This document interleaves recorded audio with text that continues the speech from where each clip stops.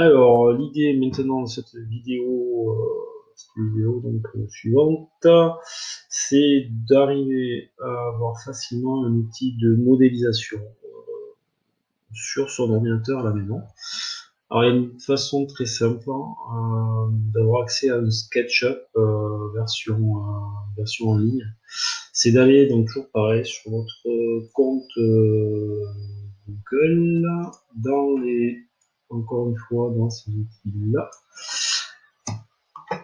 et de dérouler, d'aller jusqu'en bas et de faire plus d'applications sur le marketplace, pardon, je suis pas très bon en anglais.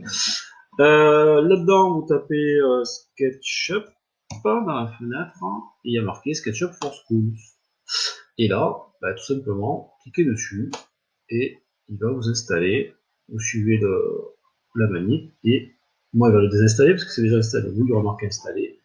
Et qu'est-ce qui va se passer maintenant?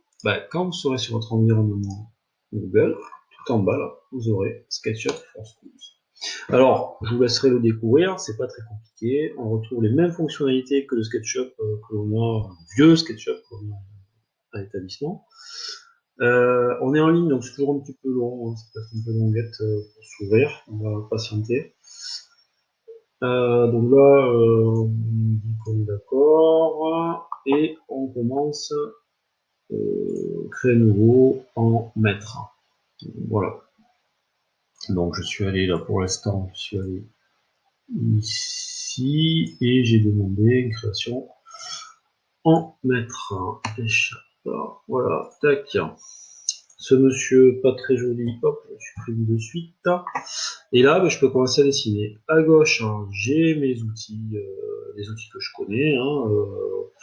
Et à droite, j'ai tout ce que je peux afficher. Quelque chose que vous connaissiez bien, c'était les matières. Je peux mettre en route les vues, les différentes vues, de dessus, de face, de droite, de gauche. Une fois que j'aurai modélisé, une vue en perspective, point de fuite ou axonométrique, plusieurs choses. Voilà. Là, c'est toute la partie à droite que vous connaissez déjà. Ici, en haut à gauche, donc quand je dis ici, c'est cette partie-là. Vous allez évidemment pouvoir enregistrer votre document, mais vous allez pouvoir surtout, alors ils appellent ça exportateur, vous voyez, c'est une mauvaise traduction, c'est pas très joli. Donc, pour exporter en PNG notamment, c'est ce qui va nous intéresser aujourd'hui, cherchez pas autre chose. PNG, c'est, on exporte de l'image en fait. C'est-à-dire qu'on va faire comme une capture d'écran, voilà, tout simplement. Ça va se faire automatiquement et ça fera une image 2D de notre modélisation. Donc je répète, c'est dans le fichier, là, mon petit fichier, exportateur. C'est vraiment terrible comme nom. Donc exporter PNG. Voilà. Pour ceux que ça intéresse, le fichier STL permet de l'impression 3D sur les imprimantes 3D. Voilà, de vos modélisations sur SketchUp, ce qui est quand même intéressant. Pour le plus curieux, on va dire. Donc, je sors de là, je vais utiliser alors, les outils, sauf que je suis embêté avec ma barre bon bref, vous avez vos outils ici pour dessiner, et une fois que vous aurez, je suis très embêté, j'ai ma barre de... ne pas se déplacer ça. Oui, pardon, j'avais un problème avec ma barre de l'application qui me permet d'enregistrer et la barre de SketchUp. Donc, je peux, on va commencer sur des choses simples, faire, par exemple, je sais pas, un rectangle, n'importe quoi. On a les mêmes fonctions, majuscule souris, majuscule molette, ça fait circuler, molette seule, on tourne autour, et la molette avant-arrière, on zoom. Voilà, donc je sais pas ce que je veux faire, mais on va extruder ça, hop, je fais, je fais un peu n'importe quoi là, je sélectionne ça, CTRL-C, CTRL-V, j'amène ça ici. CTRL-V, j'amène ça là. CTRL-V, j'amène ça là. Je sais pas qu'est-ce que je suis en train de faire, mais voilà. C'est juste pour vous rappeler de trois fonctions. En SketchUp, hein, c'est soit une histoire d'arête, soit une histoire de surface, et ces surfaces se transforment en volume, en extrusion. Je vous rappelle. Hein. Donc ça, par exemple, ben, j'ai fait mes éléments. Je peux descendre et bah tiens, ça ressemble peut-être à, je sais pas, une espèce de melon. Ça peut vous donner des idées. Pour la suite à donner à ce travail sur la superstructure. Voilà, donc je sais pas, on va dire que c'est une brique, je sais rien, que ça m'intéresse, hein, que je veux la visualiser plutôt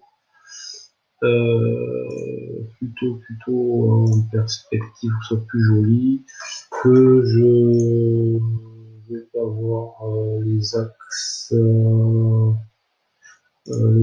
les enlève. Voilà, je vais dessiner quelque chose qui me plaît, qui représente voilà, ce que j'avais envie de montrer dans mon document. Et bien maintenant, je fais fichier, donc exporter, PNG. Il me propose cette fenêtre-là. Je suis d'accord, je suis pas d'accord. Je peux, je suppose, changer les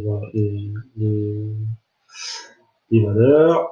On peut rendre le fond transparent et on fait exporter au format. Donc il dit que effectivement s'il y a beaucoup d'informations, ben, ce sera long. Ben, ok, continuer. Et là, il me l'a mise. Hop. Alors je vais déplacer ma fenêtre en bas à gauche là et je vais faire afficher dans le dossier. Et dans le dossier, effectivement, j'ai ici, ça se trouve à droite, pardon, hop, j'ai mon image. Cette image, ben, je vais pouvoir aller la chercher depuis le Google Doc. Et donc, je vous laisse imaginer le reste. Hein. Donc, ce principe-là, l'idée, ben, c'est d'arriver à me faire des représentations, chose que vous ne faites pas trop pour le moment. On sait communiquer par le dessin dans votre métier. Et on doit savoir le faire. Pas faire juste des captures d'écran, mais que ce soit déjà pas mal hein, d'aller chercher ça. Mais en tout cas, sûrement pas que du texte. Hein. Il en faut, mais il ne faut pas que du texte. Voilà, bref. Je sais pas ce que j'ai décidé. La brique de Monsieur Arnott, voilà. Voilà l'idée de SketchUp en ligne. Hein, donc, vous allez pouvoir vous exprimer en modélisation. Merci.